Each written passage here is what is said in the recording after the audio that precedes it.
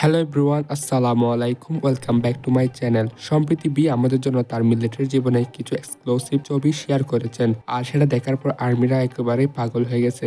আমি নিশ্চিত তোমরাও জানার জন্য এক্সাইটেড, তাই দেরি না করে শুরু করা যাক।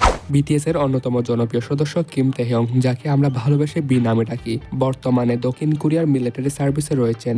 আমরা জানি বিটিএস এর প্রত্যেক সদস্যকে বাধ্যতামূলক সাময়িক প্রশিক্ষণ নিতে হচ্ছে, আর ভি এখন সেই দায়িত্ব পালন করছেন, কিন্তু তার স্টাইল এতটুকু বদলায় নাই। সম্প্রতি বি তার সাময়িক জীবনের কিছু ছবি শেয়ার করেছেন, যা মুহূর্তের মধ্যে ভাইরাল হয়ে যায়। প্রথম ছবিতে দেখা যায় বি একটি ফুলের তোড়া নিয়ে দাঁড়িয়ে আছে। অনেক সুন্দর একটা ছবি, কিন্তু তার ক্লাসিক ভিজুয়াল আর সৌন্দর্য একদম যেন স্বপ্নের মতন। এরপরে ছবিতে সে মিলিটারি ইউনিফর্ম পরে চুপচাপ বসে আছে, যেন কোনো গল্পের গভীরে ডুবে গেছে।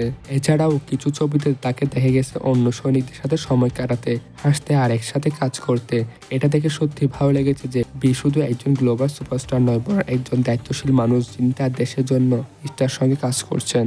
বলতো আমাদের পিওভি জিম করবে না, এটা কি সম্ভব? একেবারে না। মিলিটারি ট্রেনিং এর অংশ হিসাবে বি নিয়মিত ওয়ার্কআউট করছে, আর তা থেকে বোঝা যায় সে কতটা ডেডিকেটেড। আমাদের প্রিয় সিঙ্গুলারিটি আর লাভ মি এগেনের গায়ক শুধু একজন কন্টেস্ট সুপারস্টার না, ফিটনেসেও চ্যাম্পিয়ন। তোমরা কি এই ছবিটা লক্ষ্য করছো? বি মনে হয় কোনো কারণে চোখের নিচে ব্যথা পাইছে। মনে হয় মিলিটারি ট্রেনিং এর সময়, না হলে জিমে ওয়ার্কআউট করার সময় কোনো কারণে ব্যথা পাইছে। এটা দেখে খুব খারাপ লাগতেছে। তাহলে এখন প্রশ্ন আসে, বিটিএস এর অন্য সদস্যরা কেমন আছে? জিন এবং জেহব ইতিমধ্যে মিলিটারি সার্ভিস শেষ করে ফিরেছে, আর ভি, জাংকুক, জিমিন, সুগা আর এম তারা 2025 সালের জন্য দিকে ফিরবে। আমরা জানি, আমরা সবাই সেই দিনটার অপেক্ষায় আছি, যেদিন আমাদের 7 রাজা আবার একসাথে হবে।